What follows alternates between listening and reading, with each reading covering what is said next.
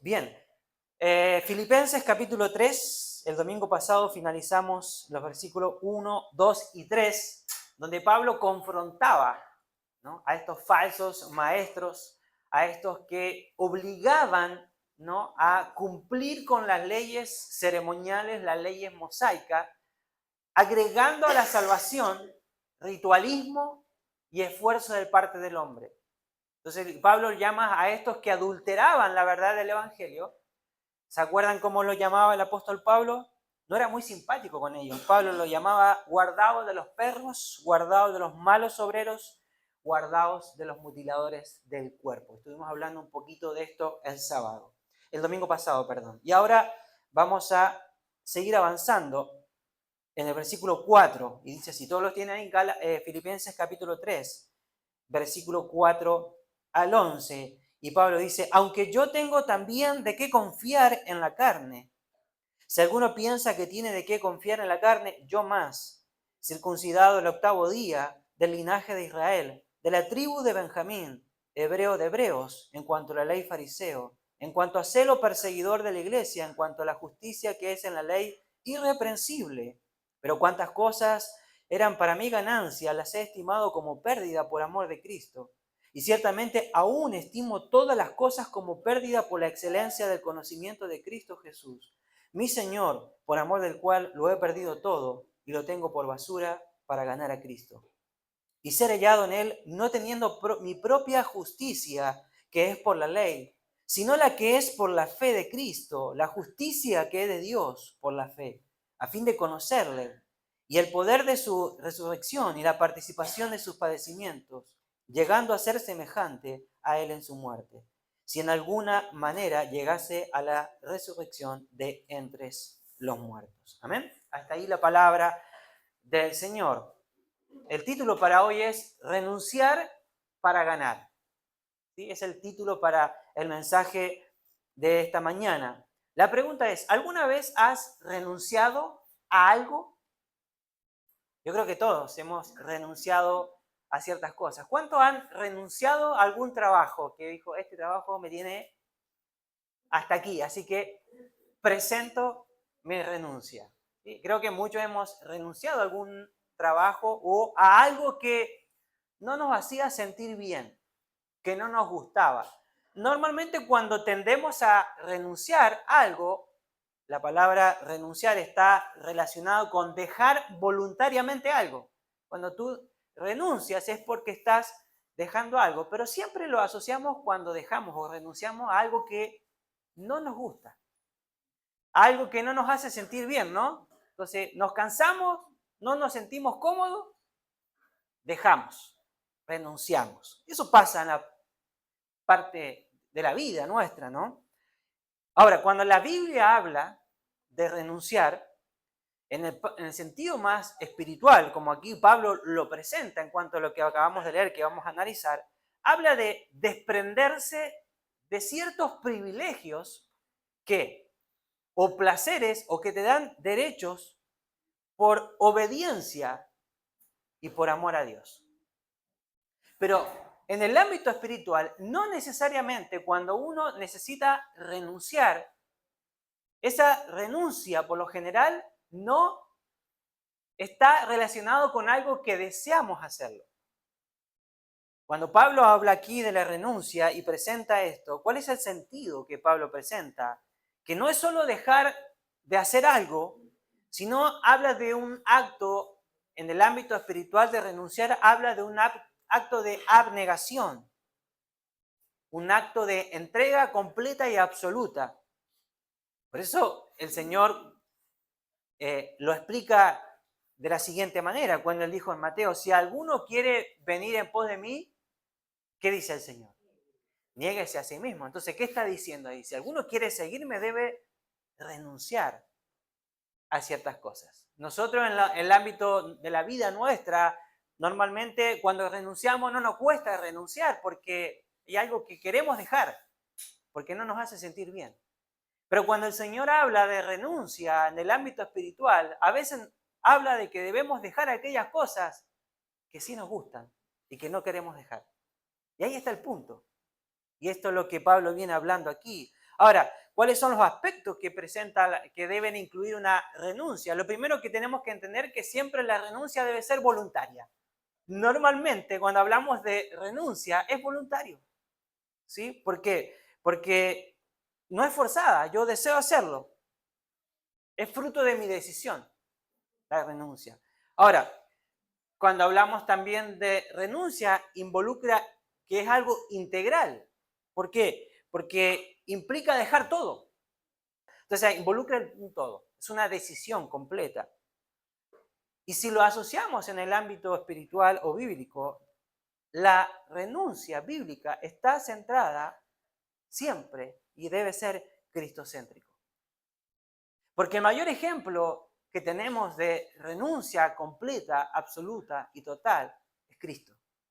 De hecho, Filipenses capítulo 2, ¿se acuerdan cuando hablamos que Jesús se despojó voluntariamente a todo lo que él era? ¿Se acuerdan cuando analizamos capítulo 2? Bueno, ya habla justamente de esto. Y Pablo aquí, en lo que acabamos de leer, ¿qué hace? Describe el milagro que lo transformó a él. Para dejar de ser un perseguidor de la iglesia a convertirse en su líder más predominante.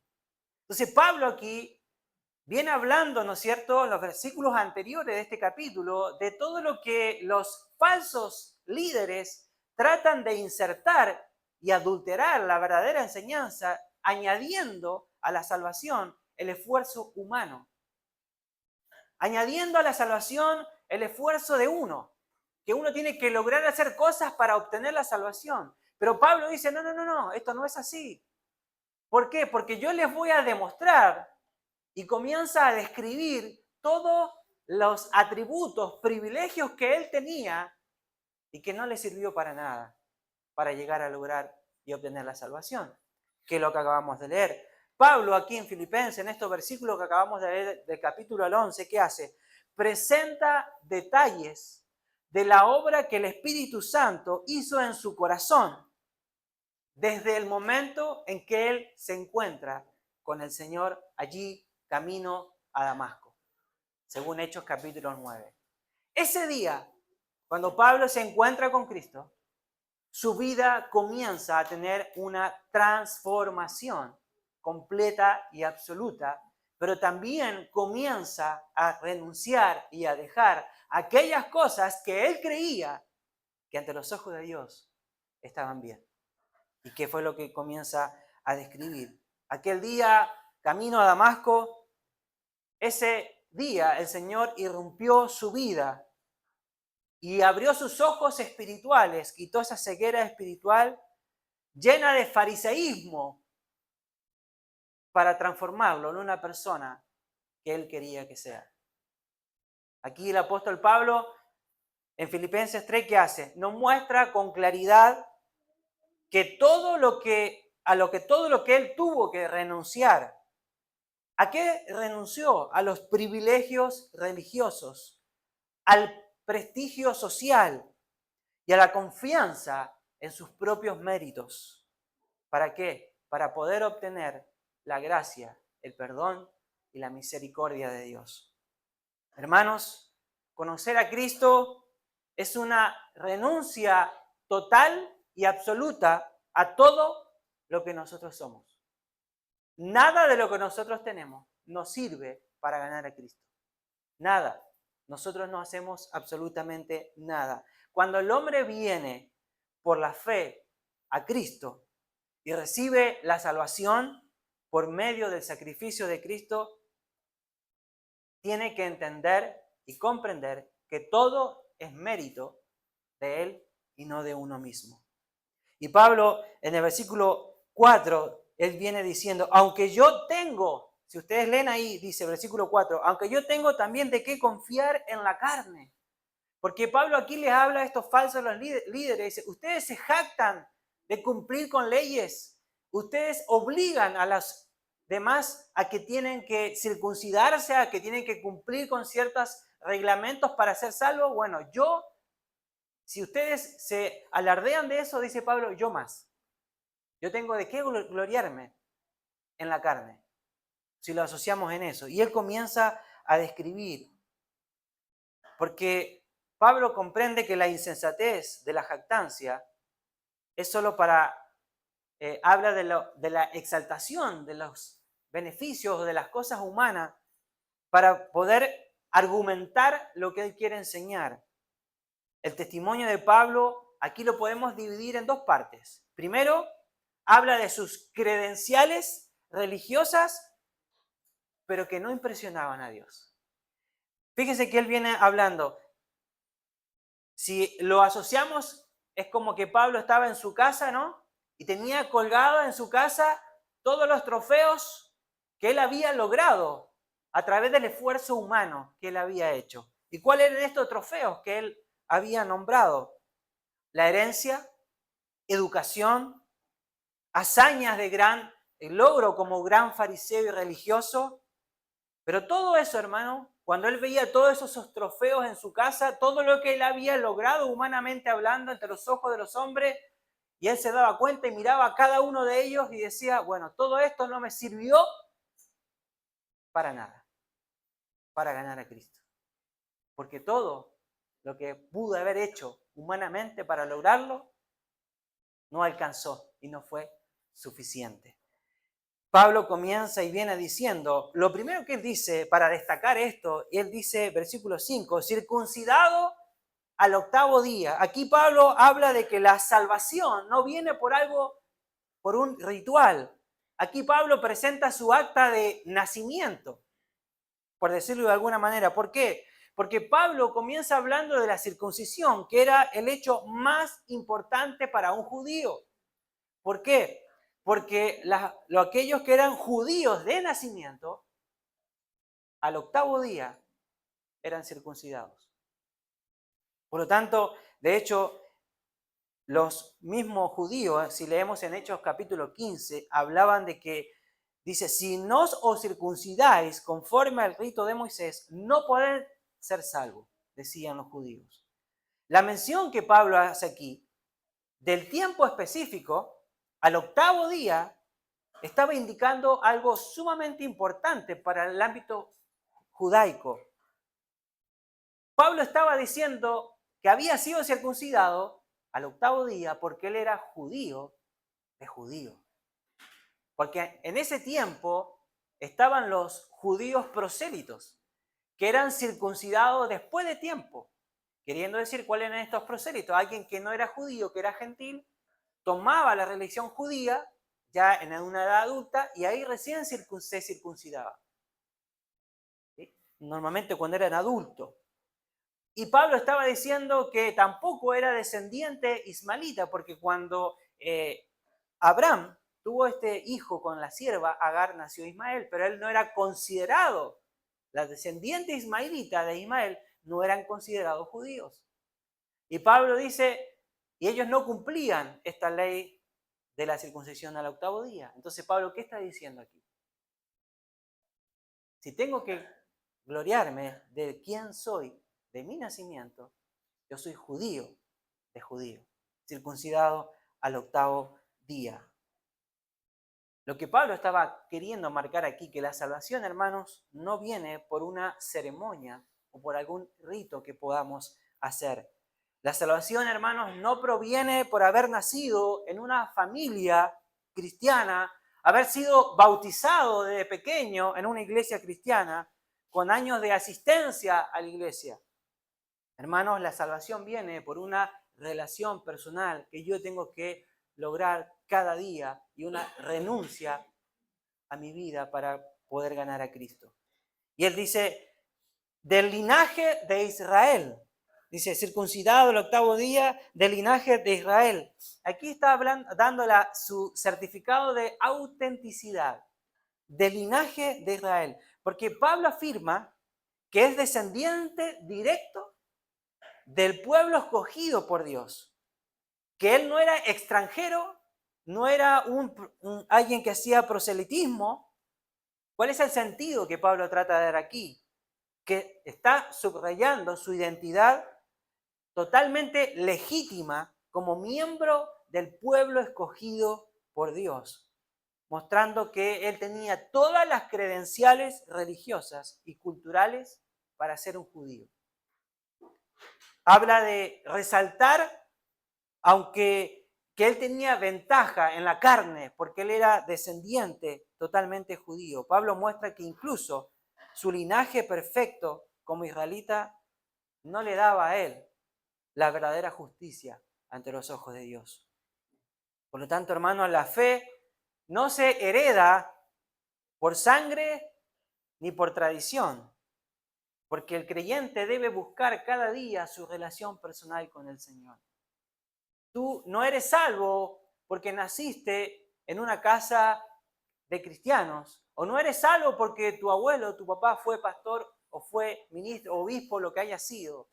Lo que Pablo está diciendo aquí, que la salvación no se hereda por sangre, sino que se hereda solamente reconociendo el sacrificio de Cristo y aceptando su muerte y perdón en nuestros corazones. Y él dice, también dice, de la tribu de Benjamín. Dice, la salvación, aquí hermanos, está tratando de demostrar, no es por casta o por nacer en una familia particular. ¿Por qué era importante y nombra la tribu de Benjamín? Porque era otra credencial notable para el pueblo judío, que él trata de destacar a estos líderes religiosos, que él pertenecía a la tribu de Benjamín, que esta era una de las tribus más predilectas y distinguidas del pueblo de Israel. ¿Por qué? Porque Benjamín era el hijo menor, ¿se acuerdan? De Jacob, y que él había tenido con su esposa a la cual más amaba, que era Raquel. La tribu de Benjamín fue el último hijo que nació Jacob, Benjamín, y el único que había nacido en la tierra prometida. También Saúl, el primer rey de Israel, ¿de dónde era? De la tribu de Benjamín. Y cuando el reino de Israel se divide en el reinado de Salomón, los únicos que quedaron defendiendo la dinastía davídica fue ¿cuál? Fue Judá y Benjamín. Y además, la ciudad santa de Jerusalén estaba en la tribu de Benjamín. Por lo tanto, la familia de Pablo había conservado su pureza como benjamitas. Esto que Pablo destaca era importante en ese tiempo. ¿Por qué? Porque lo torna como algo superior dentro del judaísmo, porque era una tribu predilecta y era una tribu importante para los israelitas. Y Pablo dice que él venía y era descendiente de la tribu de Benjamín.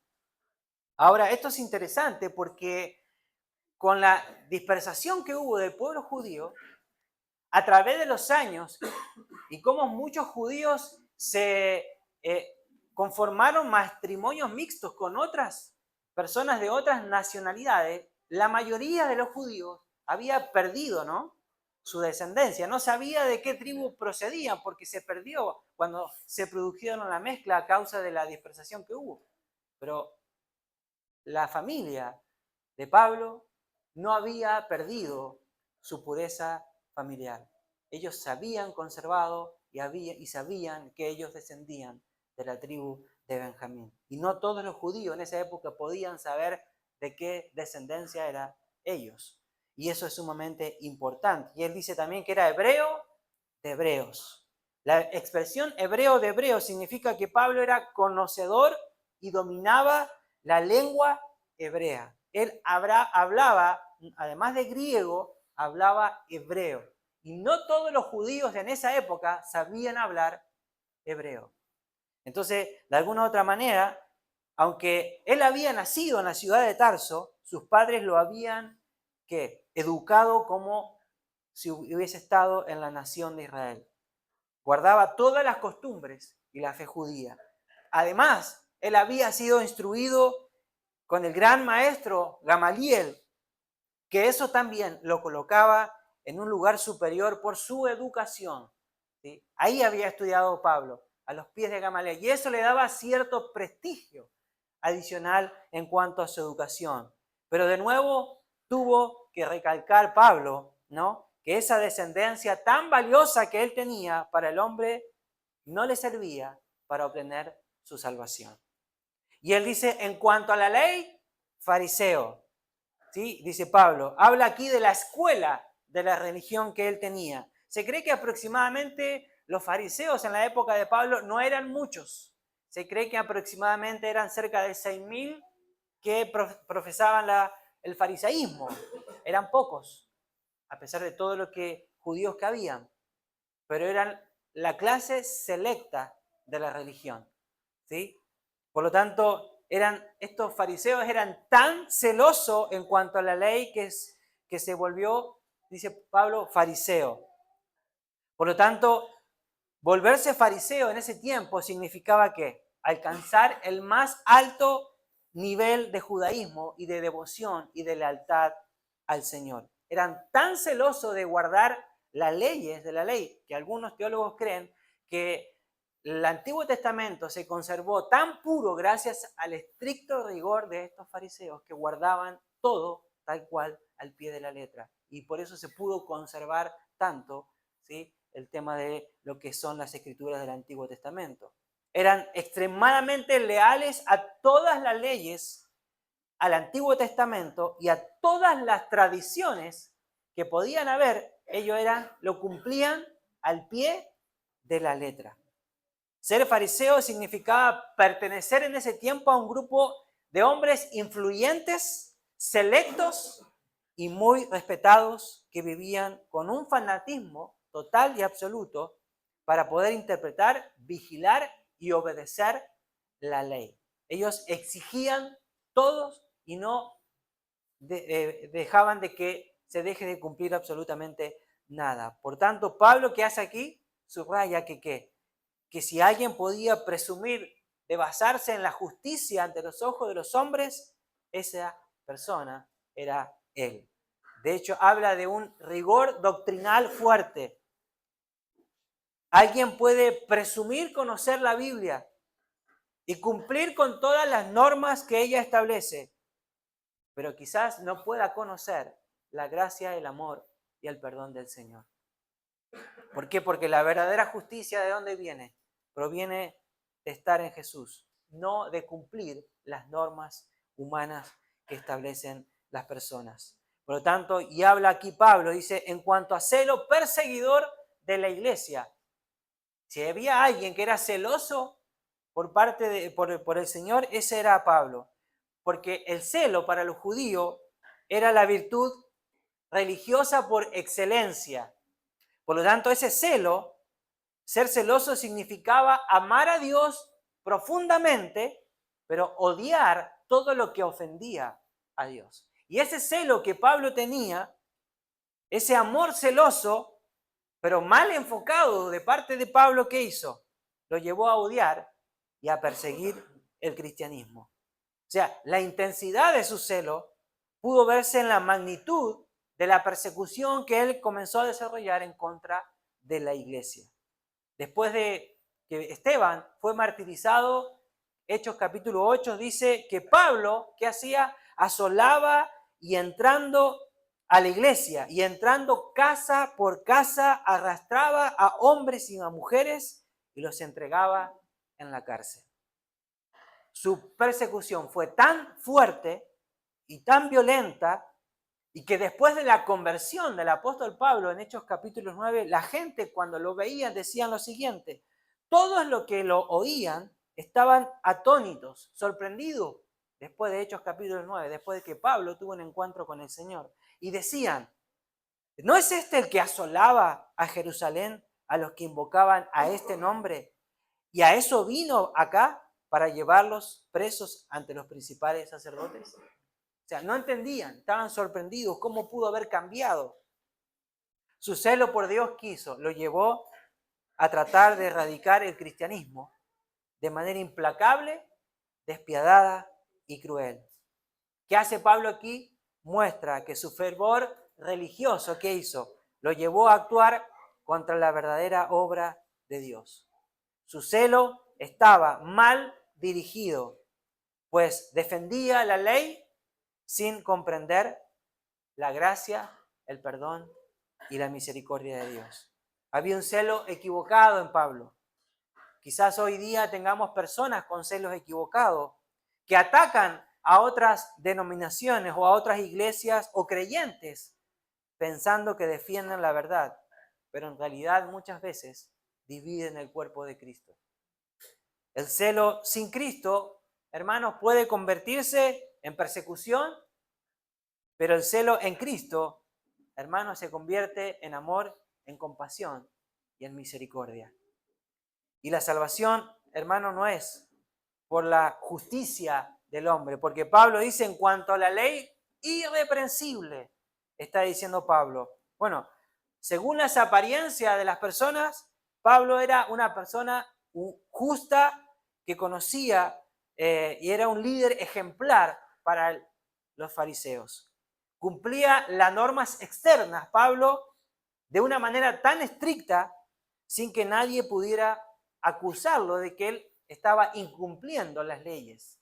Dice Pablo, yo cumplo con todas las leyes, soy perfecto, irreprensible. ¿Qué hace Pablo aquí? Subraya que esa apariencia externa, al cumplir todas las leyes, esa perfecta obediencia supuestamente en la religiosidad, ante los ojos del Señor, no servían y no era lo que estaba bien. Habla de que este cumplimiento externo era impecable. Quizás, hermanos, hoy tenemos en la iglesia personas, ¿no?, que cumplen todas las reglas religiosas. Asisten todos los domingos, diezman o ayunan y ofrendan constantemente, pero no hay un cambio interior en su corazón y no hay una relación genuina con el Cristo resucitado. ¿Qué hace Pablo aquí? Muestra que incluso su justicia irreprensible ante los ojos de la ley, ante los ojos de las personas, fue insuficiente. El creyente, ¿qué hace? Debe descansar en la gracia de Dios y no en sus propios esfuerzos ni en sus propios medios, ni tampoco en los méritos que uno pueda hacer. Hermanos, nada de lo que podamos hacer, ¿sí?, nos va a acercar o alejar más del Señor. Lo único que nos acerca al Señor es cuando rendimos nuestro corazón ante Él y establecemos una relación personal con Él.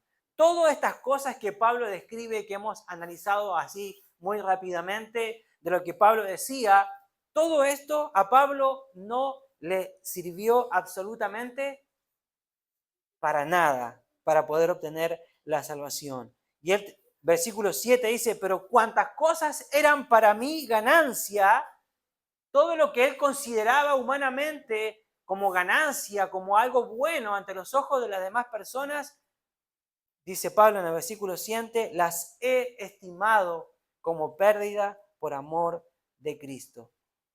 Todas estas cosas, la palabra ganancia es interesante que Pablo utiliza aquí, habla justamente de una connotación de economía, ¿no? Habla de un lenguaje contable, utiliza aquí Pablo, porque lo que estaba en la columna de ganancia ahora pasa a la columna de pérdida. Lo que para el hombre era ganancia, para los ojos del Señor eran pérdidas. Y Pablo aquí comienza a decir y usa este lenguaje. De hecho, Pablo en 1 Corintios dice lo siguiente: doy gracias al que me fortaleció, a Cristo Jesús nuestro Señor, porque me tuvo por fiel, poniéndome en el ministerio, habiendo yo sido antes blasfemo, perseguidor e injuriador, mas fui recibido a misericordia porque lo hice por ignorancia, en incredulidad.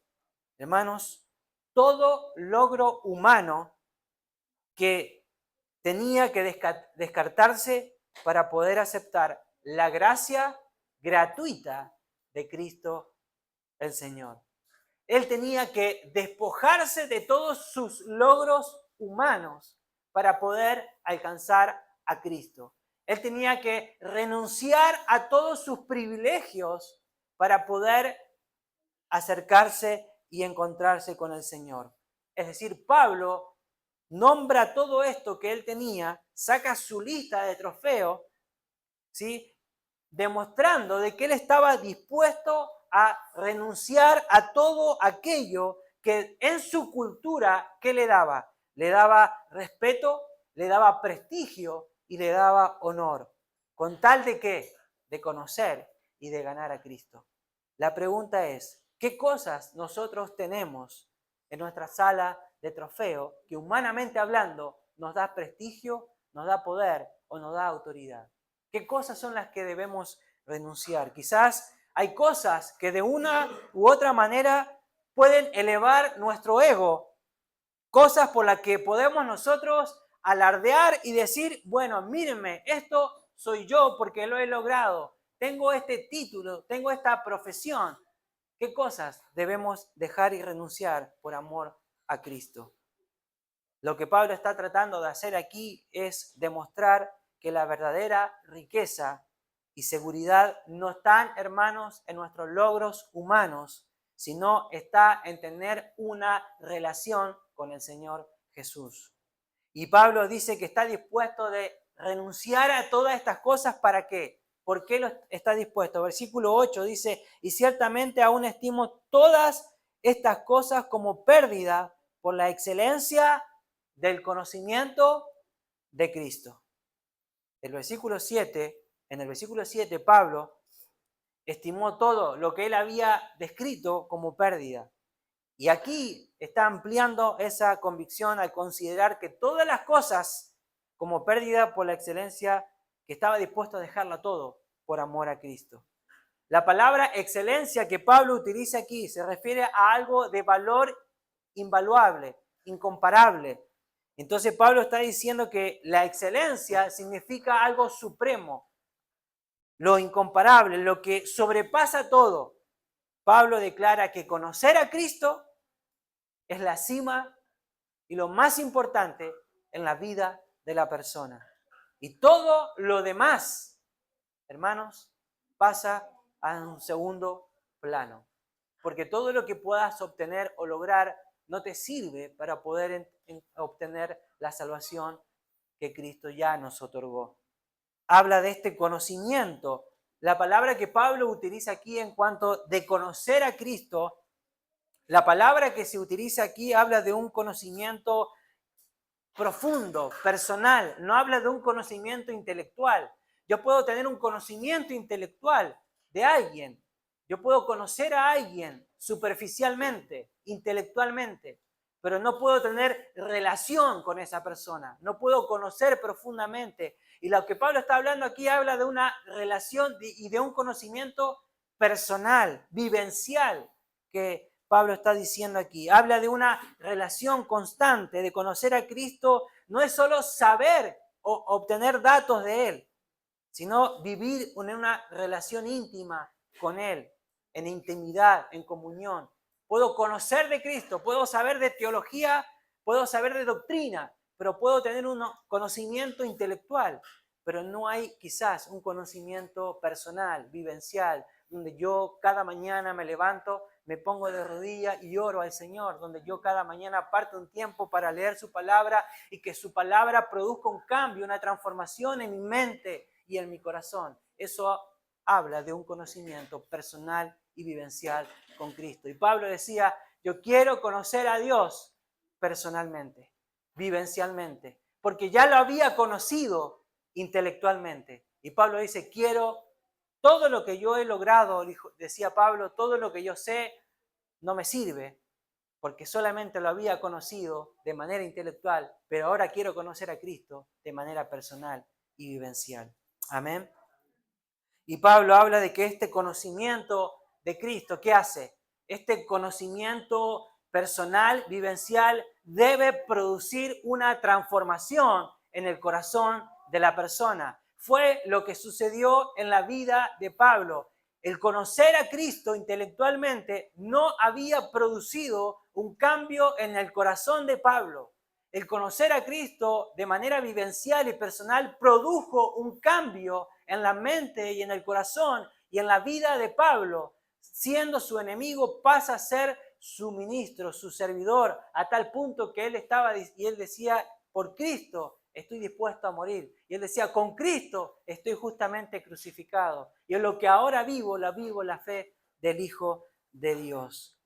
Y el Señor Jesús habla, él decía y utiliza esta misma palabra que Pablo utiliza en conocer en Juan capítulo 17. El Señor le decía, y esta es la vida eterna, que te conozcan a ti, al único Dios verdadero, y a Jesucristo, a quien tú has enviado. Y habla de este conocimiento. Hermanos, el conocimiento de Cristo debe llevarnos a una transformación en nuestra vida.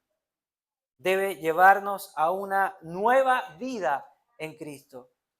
Podemos conocer a Cristo intelectualmente, podemos venir a la iglesia y conocer mucho del Señor, pero quizás nuestro conocimiento no sea un conocimiento profundo, no sea un conocimiento experimental. Pablo dice, yo quiero conocer a ese Cristo, y ese Cristo al que él conoció cambió su vida, y a partir de ahí él dedicó todos los días de su vida para servirle, y él podía decir, Pablo, apóstol y siervo de Jesucristo. Entonces, hermanos, el conocer a Cristo debe llevarnos a un cambio y a una transformación en nuestro estilo de vida, en nuestro pensamiento y en nuestra forma de ver la vida. Amén. Y Pablo dice que todo ese conocimiento lo estimaba como basura. Es interesante porque ante los ojos de la gente, de la sociedad, Pablo podía ser una persona muy respetada. Pablo podía pararse ante la sociedad y decirle a la gente, bueno, ¿quién puede envidiarme de lo que yo he logrado humanamente? Pablo podía y tenía la moral y la autoridad para hacerlo, por todo lo que él nombró anteriormente. Ante la sociedad en ese tiempo, Pablo no era cualquier persona. Pablo era una persona con prestigio, con educación, respetada. Pero Pablo dice, todo eso, hermano, dice Pablo, no me sirvió y lo estimo como basura con tal de ganar a Cristo. ¿Por qué? La palabra basura que Pablo utiliza aquí habla de despojo, habla de desecho, habla de estiércol, habla de excremento, habla de algo. Imagínense la palabra que él usa aquí para ese tiempo. Eso asociaba a Pablo todo lo que él había logrado, todos los méritos humanos, lo asociaba a eso cuando se daba cuenta que no le servía para ganar a Cristo. Es interesante la palabra que Pablo utiliza. Pablo utiliza un término muy fuerte para mostrar que sus logros humanos y religiosos no tenían ningún valor comparado con Cristo. Está mostrando aquí Pablo que la identidad de una persona, hermanos, o de un cristiano, no depende de los logros humanos, sino depende de estar con Cristo y de conocerle a Él. Pablo eleva el nivel de expectativa al decir que está dispuesto a renunciar a todo lo que había logrado. La palabra todo aquí que Pablo utiliza no se trata de algunas cosas. Él estaba dispuesto a renunciar absolutamente a todo aquello que le había dado orgullo humano. Estamos hablando aquí de todo, no solamente de su educación, de su influencia. Pablo estaba dispuesto incluso a dar su propia vida por causa de Cristo. Por eso él podía decir que con Cristo estaba juntamente crucificado y ya no vivía él, sino que Cristo vivía en él. Pablo no solo consideraba que vale la pena cambiar sus trofeos personales por conocer a Cristo, sino que también vale la pena darlo todo por Él. Esto demuestra el lugar y la circunstancia en la que Pablo justamente estaba escribiendo estas cartas en los Filipenses. Pablo estaba escribiendo esta carta ¿dónde? En una prisión en Roma, donde él verdaderamente podía decir que por amor de Cristo lo había perdido absolutamente todo, porque estaba preso por causa de Cristo. Siendo que humanamente él podía estar en ciertos lugares de privilegios. Habla de, ¿y qué nos enseña aquí Pablo? De revisar nuestras prioridades, hermanos. En esta mañana debemos examinar nuestro corazón. Debemos examinar nuestra vida y debemos preguntarnos, ¿qué ocupa más nuestro tiempo y energía? Debemos examinar hasta qué punto yo como cristiano estoy dispuesto de darlo todo por causa del Señor. Hasta qué punto yo estoy dispuesto a renunciar cosas por amor a Cristo. Hasta qué punto yo estoy dispuesto de ceder ciertos privilegios o ciertas preferencias personales por el llamado que Cristo pueda hacer en mi vida. La pregunta es en esta mañana, ¿hasta qué punto yo estoy dispuesto a ceder y a renunciar a todo lo que soy, a todo lo que yo pueda haber logrado o obtenido? Hermanos, el apóstol Pablo estuvo dispuesto a darlo absolutamente todo por causa de Cristo. Y habla aquí Pablo y dice algo interesante. Hermanos, versículo 9 dice, y ser hallado en él no teniendo mi propia justicia. Y esto es interesante. La palabra que Pablo utiliza aquí, Pablo aclara que su justicia no proviene de cumplir todas las leyes o rituales que él estaba cumpliendo, sino de confiar en Cristo. De hecho, en Hechos capítulos 13, él dice, todo el que cree en él es hecho justo a los ojos de Dios. Algo que la ley de Moisés nunca pudo hacer. Gálatas 2:16 dice, sabiendo que el hombre no es justificado por las obras de la ley, sino por la fe en Jesucristo. Y esto es importante porque aquí está el centro del Evangelio, hermanos. Pablo, ¿qué hace? Había sido fariseo y él había dicho que era, en cuanto a la ley, irreprensible, porque cumplía con todo. Pero él reconoce que su propia justicia no podía salvarlo ante los ojos del Señor. Y aquí habla de que el hombre no es justificado por sus propias justicias, por sus propias obras. Y aquí Pablo está de alguna manera exaltando aquí lo que nosotros conocemos como el sacrificio sustituto de Cristo. Porque en la cruz Cristo tomó nuestro lugar cargando nuestra culpa y pagando la deuda de nuestros pecados. En 2 de Corintios, capítulo 5, Pablo dice, al que no conoció pecado, por nosotros lo hizo pecado, para que nosotros fuésemos hechos justicia de Dios. ¿En quién? En él. Por lo tanto, esta doctrina que Pablo presenta aquí está en el corazón del Evangelio, hermanos. Esta justicia que Pablo presenta está en el corazón del Evangelio, que es la cruz. Porque Dios juzgó a Jesús como si él mismo hubiera cometido todos los pecados que nosotros habíamos hecho. Habla de la justificación divina. El hombre es justificado no por sus propios esfuerzos, no por sus obras. El hombre es justificado por lo que Cristo hizo en la cruz del Calvario. ¿Qué está haciendo aquí? Pablo está defendiendo la justificación por la fe, hermanos. ¿Frente a qué? A la tentación de volver a confiar en las tradiciones y en las leyes. Esto fue lo que movió, hermanos, y produjo la gran reforma en los grandes reformadores. Esto fue lo que motivó a Martín Lutero a poder producir y llevar a cabo las grandes reformas, la justificación por la fe. Y el apóstol Pablo está diciendo que el hombre no es justificado por sus propias obras.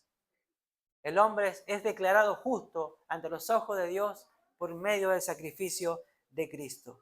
La que es, dice, por la fe, dice el texto, y ser hallado en él no teniendo mi propia justicia que es por la ley, sino la que es por la fe de Cristo. La justicia que es de Dios por la fe, dice Pablo en el versículo 9.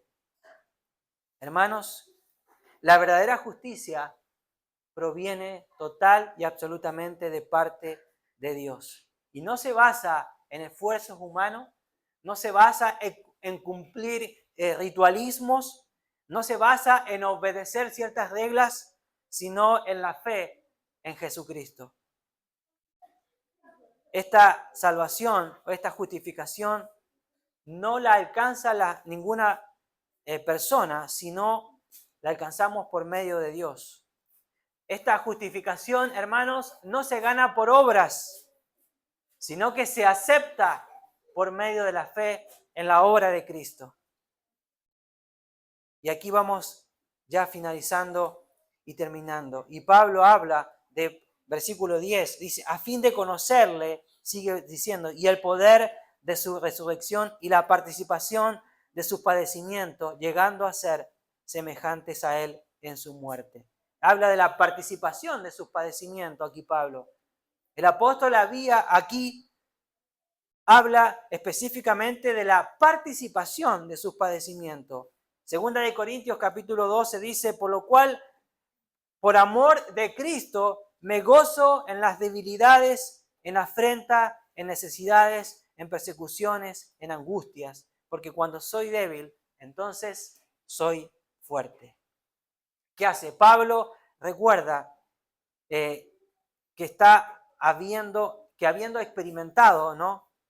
Es alguien que experimentó más sufrimiento que nosotros podamos experimentar hoy día. Porque él, ¿dónde está escribiendo? Custodiado bajo la cárcel. Por lo tanto, Pablo enseña que seguir a Cristo implica identificarse muchas veces, y si es necesario, no solo con la victoria de Cristo, sino también con los sufrimientos que podamos padecer. Es un llamado a vivir con fe, con valentía e incluso en medio del dolor o del rechazo que podamos recibir. Y en esta mañana, hermanos, conocer a Cristo significa buscar una relación constante y diaria con Él. Participar de los padecimientos de Cristo habla de mantener nuestra fe, aunque muchas veces seamos criticados, seamos objeto de burla o de rechazo por seguir a Cristo. Y habla de participar de la muerte de Cristo. Habla aquí de renunciar a actitudes egoístas de parte nuestra, de perdonar aunque a veces nos cueste y nos duela, y de vivir en humildad como Cristo lo hizo. ¿Cuál es la meta que Pablo aquí trata de decir? Es una identificación plena y completa con Jesús. Esta identificación que debe transformar nuestra vida, nuestro ser, cada área de lo que somos.